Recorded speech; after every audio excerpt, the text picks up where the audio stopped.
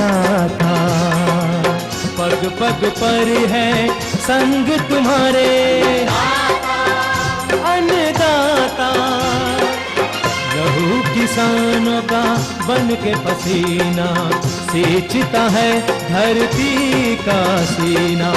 मेहनत का तेरी हक दिलवाने, नई तकनीक नई खोज बताने। पशुधन को गुणवान बनाना, पौध सुरक्षा को सिखलाना, खेती के सब गुर समझाने, भारत का सरताज बनाने। आठों पहर है संग तुम्हारे अन्नदाता, अन्नदाता।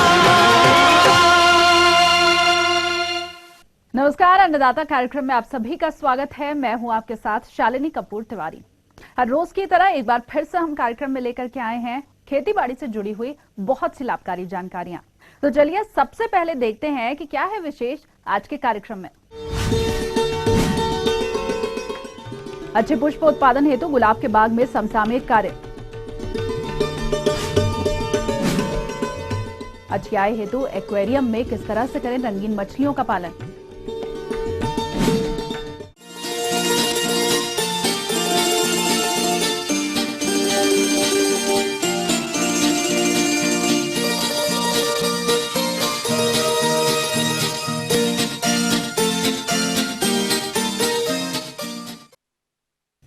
किसान भाइयों, आज बढ़ती बेरोजगारी को देखते हुए ये जरूरी है कि बदलते समय की मांग के अनुसार व्यवसाय को अपनाया जाए, तभी अच्छी आमदनी आपको प्राप्त होगी। आज के समय में अगर एक्वेरियम में रंगीन मछलियों का पालन किया जाए तो ये अच्छी आय का स्रोत बनता जा रहा है। अतः आप इन मछलियों का पालन और प्रबंधन कैसे करें, इसकी जानकारी के लिए आपको मिलवाते हैं बिहार पशु चिकित्सा महाविद्यालय जिला पटना के वैज्ञानिक डॉक्टर पंकज कुमार से। आप देखे होंगे शीशे के घर में मछलियाँ, रंगीन मछलियाँ पाली जाती हैं, तो इसके बारे में हम आप जानकारी प्राप्त करेंगे। किसान भाई या युवा हैं, विश्व में लगभग 600 प्रजाति की अलंकारी मछलियाँ पाई जाती हैं। भारत में फ्रेश वाटर और मेरीन ऑर्नामेंटल मछलियों के लिए कोलकाता, मुंबई और चेन्नई एक ब्रीडिंग सेंटर के रूप में उपलब्ध है। हमारे बिहार में भी इसका बहुत बड़ा एक कारोबार है, तो अगर आप चाहिए तो इससे जुड़ करके आमदनी प्राप्त कर सकते हैं। सजावटी मछलियों का जो पालन पोषण है विशेषकर इसके प्रबंधन पर निर्भर करता है। जैसे उसका मछली घर, जिसे एक्वेरियम कहा जाता है, इसकी आकृति कैसी होनी चाहिए, मछलियों की प्रजातियाँ, जलीय पौधे का चयन, उसका तापमान, उस मछली घर का प्रकाश का नियंत्रण और उसके ऑक्सीजन की आपूर्ति, क्योंकि मछलियाँ उसी जल में घुलित ऑक्सीजन से ही सांस लेती है, ये सारी चीज़ों का ध्यान देना आवश्यक है। तो मछली घर की आकृति की अगर हम बात करें तो ये पूर्ण रूप से शीशे के बने हुए होते हैं और इसका चुनाव करते समय इस बात का ध्यान रखना चाहिए कि जल के ऊपरी सतह का क्षेत्रफल अधिकतम होना चाहिए। आमतौर पर बाजार में विभिन्न आकृति के मछली घर उपलब्ध हैं, जैसे गोलाकार, अंडाकार, लेकिन आप देखें कि जिसका ऊपरी सतह क्षेत्रफल ज़्यादा हो उसी तरह के मछली घर को पसंद करना चाहिए। 60 सेंटीमीटर चौड़ा और 30 सेंटीमीटर ऊंचे आकृति वाले मछली घर को एक आदर्श मछली घर माना जाता है। इसलिए आप इसी अनुपात में अगर मछली घर बनाएंगे तो ज़्यादा बेहतर होगा।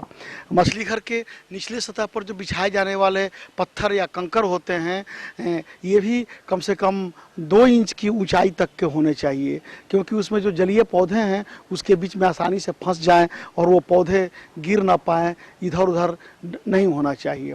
और उसकी सतह सामने की ओर ढालुआ होना चाहिए, ताकि मछली के जो खाए गए मल, गंदगी इत्यादि लुढ़क कर सामने की तरफ जमा हो जाए एक तरफ, जिसे आसानी से हम प्लास्टिक की पाइप से जो सक्शन लगा रहता है उससे आप ड्रेन करके निकाल सकते हैं। जहाँ तक जल का बात है तो मछली घर के पानी डालने के पूर्व यह सुनिश्चित सुनिश्चित कर लेना चाहिए कि जल साफ हो, प्रदूषण रहित नहीं हो और जल किसी प्रकार का जलीय कीट या जीवाणु उसमें नहीं हो। जलीय पौधों के चयन में मुख्य ध्यान देना आवश्यक ये है कि जब मछलियाँ भयभीत होती हैं तब वो जलीय पौधे में छुपती हैं। इसलिए आजकल प्लास्टिक के भी जलीय पौधे आते हैं या नेचुरल प्राकृतिक भी जलीय पौधे, उनको आप अवश्य लगावा करें। ये सजावट के काम आते हैं, मछलियों को छुपने में काम आते हैं। कुछ मछलियों के अंडे स्वभाव से चिपकने वाले होते हैं जो उस जलीय पौधों पर जाकर चिपक सकते हैं। दिन के समय जलीय पौधे मछलियों द्वारा श्वसन क्रिया में छोड़े गए कार्बन डाइऑक्साइड को ग्रहण करती हैं और मछलियों को ऑक्सीजन प्रदान करती है। इस तरह से एक स्वस्थ वातावरण भी प्रभावित करती है जो आपके मछली के लिए आवश्यक है। जहाँ तक प्रकाश की बात है किसान भाई, तो मछली घर को ऐसे स्थान पर स्थापित किया जाना चाहिए जहां सूर्य का प्रकाश समुचित रूप से आपके मछलियों को मिलता रहे, अप्रत्यक्ष रूप से आता हो। जिसके लिए आप विद्युत बल्ब 25 से 60 वाट का या ट्यूब लाइट 40 वाट का ट्यूब लाइट की व्यवस्था आप उसमें कर सकते हैं। तापमान, जल का तापमान 22 से 60 डिग्री सेल्सियस तक सर्वोत्तम माना जाता है एक्वेरियम के लिए। हालांकि मछली 4 से 9 डिग्री सेल्सियस तापमान के उतार चढ़ाव को उसका बॉडी एडजस्ट कर लेता है। तो पानी में जो घुलित ऑक्सीजन है वो उनके गिल्स उनसे खींच करके और मछली को प्रदान करने के लिए बनाए जाते हैं।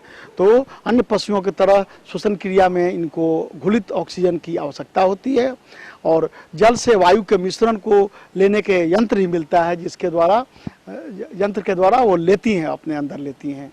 मछली घर के एक कोने के निचले सतह से कुछ ऊपर वाले स्थान पर उस यंत्र को लगा दिया जाता है और एटर के सतत निकलते रहने से वायु के बुलबुले से बुलबुला जो निकलता है पानी का, हवा का, उसके द्वारा मछली घर में मछली के पानी में हवा का बहाव होता है, मतलब एरेशन की प्रक्रिया होती है और साथ ही उसका तापमान भी नियंत्रित रहता है, विशेषकर गर्मियों के दिनों में। तो ऑक्सीजन की मात्रा मिल जाती है और मछलियां स्वस्थ भी रहती हैं। मृत्यु दर कम होगी, उनके शरीर की चमक बरकरार रहेगी, हमेशा वो स्वस्थ रहेंगी और देखने में खूबसूरत लगेंगी। अगर व्यवसायिक स्तर पर करना चाहते हैं तो इससे आप अच्छी आमदनी भी प्राप्त कर सकते हैं। तो ये थी कुछ उपयोगी जानकारियां। अब लेंगे एक छोटा सा ब्रेक, जल्द हाजिर होंगे। अच्छे पुष्प उत्पादन हेतु गुलाब के बाग में समसामयिक कार्य।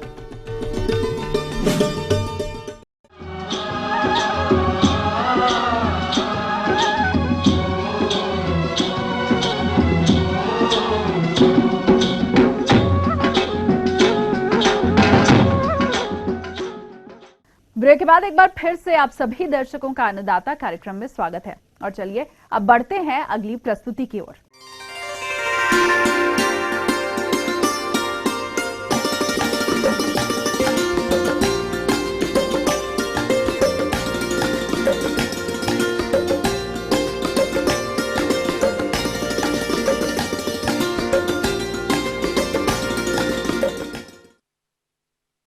हमारे प्रदेश के जिन किसान भाइयों ने गुलाब के बाग लगाए हैं, उन्हें इन बागों से आने वाले वक्त में अच्छे फूल प्राप्त हो, इसके लिए जरूरी है कि बाग में इस समय किए जाने वाले समसामयिक कार्य जैसे कि पौधों की छंटाई और पोषक तत्वों का प्रबंधन ठीक ढंग से किया जाए।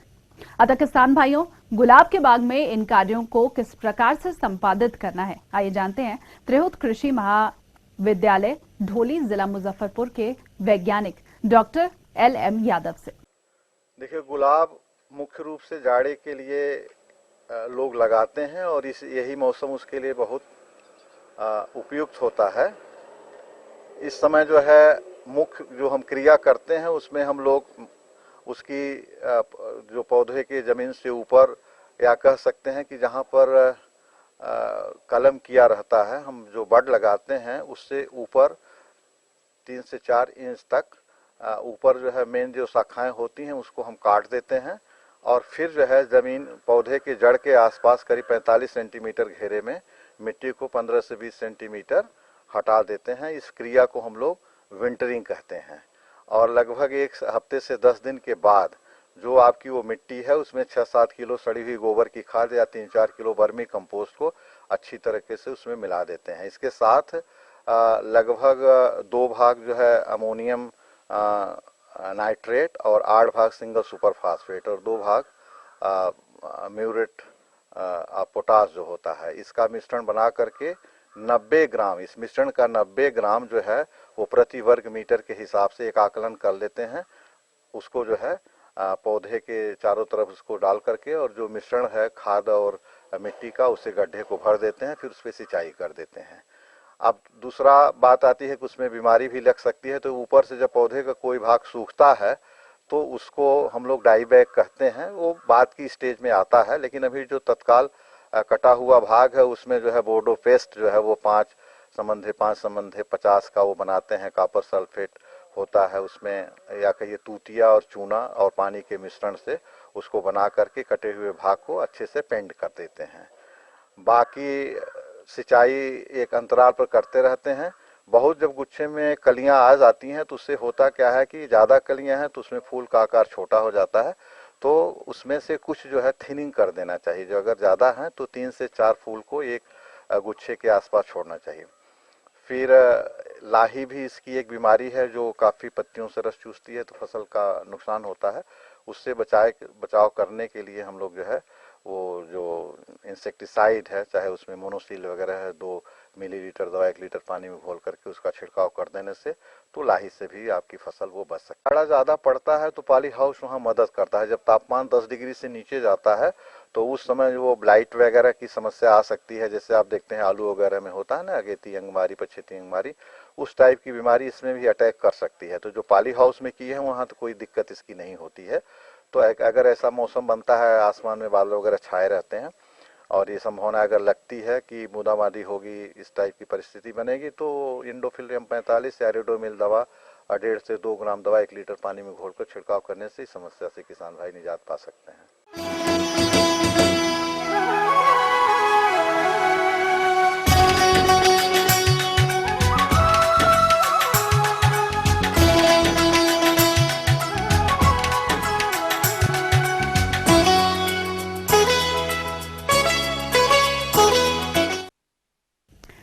हमारे राज्य के जो किसान रबी मौसम में प्याज की खेती करना चाहते हैं, वो प्याज की अधिक उपज देने वाली किस्मों का चयन करके वैज्ञानिक अनुशंसाओं को अमल में लाकर खेती करेंगे, तभी उन्हें आगे चलकर फसल से अधिक उपज मिल पाएगी। तो इस समय प्याज की खेती किस तरह से करना है, इसकी विस्तार से जानकारी दे रहे हैं कृषि वैज्ञानिक डॉक्टर प्रवीण कुमार सिंह गुर्जर। प्याज की उन्नत खेती के बारे में बताएंगे और ये समय भी बड़ा उपयुक्त है कि हम रबी में प्याज लगाकर अधिक से अधिक उत्पादन ले सकें। किसान भाइयों, सबसे पहली बात है कि हम रबी के लिए कौन कौन सी उपयुक्त किस्में हैं उस पर चर्चा करेंगे। इसके लिए सबसे उपयुक्त किस्में एग्रीफाउंड लाइट रेड, दूसरी भीमा सुपर, इसके अलावा है नासिक 53 जिसे N53 भी कहते हैं, इसका भी आप चुनाव कर सकते हैं। इसके अलावा है अर्का कल्याण। इनमें से किसी भी एक किस्म का आप चुनाव करें और उससे उसकी बुवाई करें। ये सभी किस्में इस क्षेत्र के लिए उपयुक्त हैं। इसके लिए सबसे महत्वपूर्ण है कि जो जगह आप चुन रहे हैं नर्सरी के लिए, तो उसमें सबसे उपयुक्त है कि ऐसी भूमि का चुनाव करें जो ऊंची हो, जो लगभग भूमि से लगभग 10 से 15 सेंटीमीटर ऊंची हो, और हमेशा 3x1 मीटर की आपको क्यारियां बनाने की आवश्यकता है। और इसके बाद लगभग 50 सेंटीमीटर बीच में जगह छोड़ दें, उसके बाद दोबारा दूसरी क्यारी बनाएं। जो आप भूमि तैयार कर रहे हैं नर्सरी के लिए, उसमें पर्याप्त आपको खाद डालना है, गोबर का खाद। इसके अलावा 1 किलो अमोनियम सल्फेट आप मिला सकते हैं। और उसके बाद आपको लगभग 10 सेंटीमीटर की दूरी पर और पौध से पौध लगभग 5 से 6 सेंटीमीटर की दूरी पर आपको लकीरें खींचकर बुवाई पंक्ति में करना चाहिए, जिससे क्या होगा कि डैम्पिंग ऑफ या कई बीमारियां नहीं आएंगी, उससे आप निजात पा सकते हैं। दूसरा, समय समय पर आपको फफूंदनाशी विशेष रूप से कार्बेंडाजिम 1 या 2 ग्राम प्रति लीटर पानी की दर से मिलाकर स्प्रे कर देना चाहिए। इसके पश्चात जैसे ही आपका पौध लगभग 45 से 2 महीने की हो, उस समय आप इसको निकाल कर जहाँ पर आपको लगाना है वो वहाँ पर लगा सकते हैं। ऐसी भूमि का चुनाव करें जो बलुई दोमट हो, जिसमें पर्याप्त कार्बनिक पदार्थ हो या ह्यूमस हो।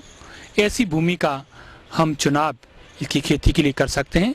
लेकिन इस बात का विशेष रूप से ध्यान रखें कि ऐसी भूमि का चुनाव करें जिसमें पानी नहीं भरता हो, अर्थात यदि पानी भरने की समस्या हो तो उसमें निकास की भी एक उचित व्यवस्था होनी चाहिए। दूसरा, खेत की तैयारी कैसे करनी है। खेत की तैयारी के लिए सबसे पहले आप जिस खेत का चुनाव करें वहाँ पर लगभग 2-3 जो मिट्टी पलटने वाले हल हैं उनसे जुताई करवाएं। उसके बाद 2 बार कल्टीवेटर चला के और पाटा लगा के उसको समतल कर देना चाहिए कि कोई ढीला वगैरह ना रहे।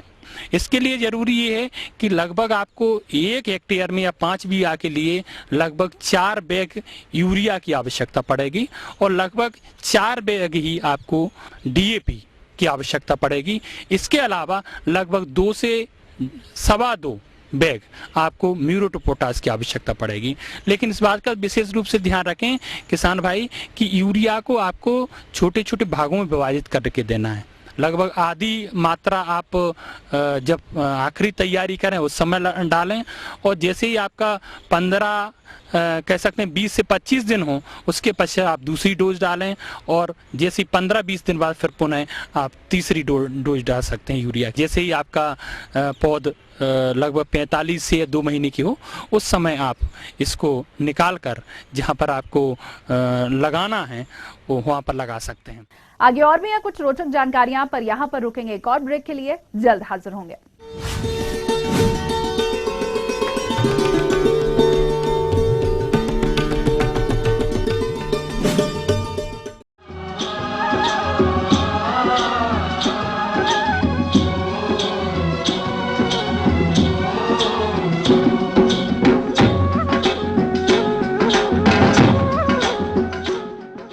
ब्रेक के बाद आप सभी दर्शकों का अन्नदाता कार्यक्रम में एक बार फिर से स्वागत है और चलिए अब रुख करते हैं अगली कड़ी की ओर।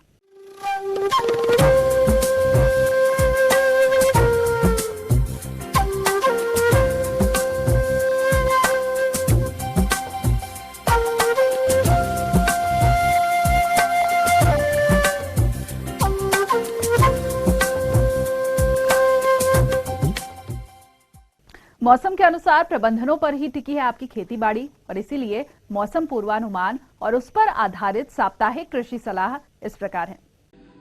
भारत मौसम विभाग, ग्रामीण कृषि मौसम सेवा, बिरसा कृषि विश्वविद्यालय रांची तथा राजेंद्र कृषि विश्वविद्यालय पूसा समस्तीपुर द्वारा भेजे गए मौसम पूर्वानुमान के आधार पर किसान भाइयों को सलाह दी जाती है कि इस समय मिर्च, टमाटर, बैगन एवं भिंडी में फल बेधक एवं तना छेदक कीट की संभावना हो सकती है। अतः इसके नियंत्रण हेतु डाइमेथोएट दवा 1 मिलीलीटर प्रति लीटर पानी में घोल बनाकर फसलों पर छिड़काव करें। तापमान कम होने की दशा में टमाटर, बैगन एवं मिर्च में आवश्यकता अनुसार सिंचाई करें ताकि फल एवं सब्जियों की गुणवत्ता खराब न दिखे। मुर्गियों को ठंड के कारण होने वाली कोरिजा बीमारी से बचाव हेतु प्रति 100 वर्ग फीट पे 300 वाट के विद्युत बल्ब का प्रयोग करें। जो किसान भाई विभिन्न रबी फसलों की बुआई करना चाहते हैं वे खेत की तैयारी जल्द से जल्द करें। इस समय किसान भाई चना, मसूर, तीसी, मटर, सरसों, तोरिया, आलू, हरा मटर इत्यादि की खेती कर सकते हैं। जिन किसान भाइयों के पास 3 से 4 सिंचाई की सुविधा हो वे आलू एवं हरे मटर की खेती करें तथा जिन किसान भाइयों के पास 2 से 3 सिंचाई की व्यवस्था हो वो गेहूं, चना, मसूर, मटर, तीसी इत्यादि की खेती कर सकते हैं। मध्यम जमीन में समय पर बोई गई धान इस समय परिपक्व अवस्था पर है, अतः किसान भाई सही समय पर कटाई कर लें, अन्यथा देर से कटाई करने पर दाने झड़ने लगेंगे जिससे कि उत्पादन में गिरावट आ सकती है। फसल काटते समय अगर खेतों में फॉल्स स्पॉट रोग अथवा अगरबत्ती रोग दिखाई दे रहा हो तो उन बालियों को छांटकर पहले अलग कर लें, इसके बाद ही कटाई का कार्य करें। जो किसान भाई पैरा पद्धति से विभिन्न रबी फसलों की खेती करना चाहते हैं वे सबसे पहले खेत का चयन करें। इसके अलावा जो किसान भाई तीसी यानी अलसी की खेती करना चाहते हैं उनके लिए उन्नत किस्में इस प्रकार से हैं।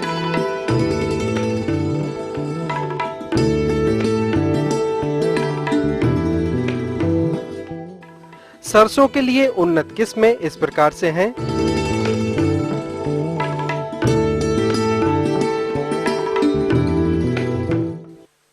किसान भाई इन बताई गई किस्मों से अपनी सुविधा अनुसार किस्मों का चयन कर बुआई का कार्य कर सकते हैं।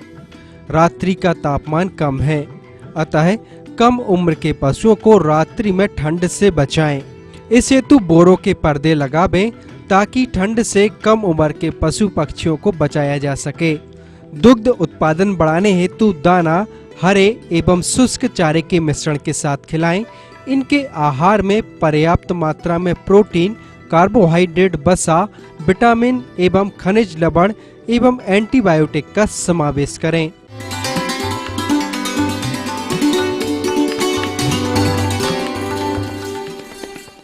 अन्नदाता हेल्पलाइन निशुल्क फोन संपर्क सेवा के माध्यम से आपके द्वारा पूछी गई समस्याओं में से एक या फिर दो महत्वपूर्ण समस्याओं को हम अपने कार्यक्रम में शामिल करते हैं और इसी के तहत आज की चयनित समस्या और उसका जवाब इस प्रकार है।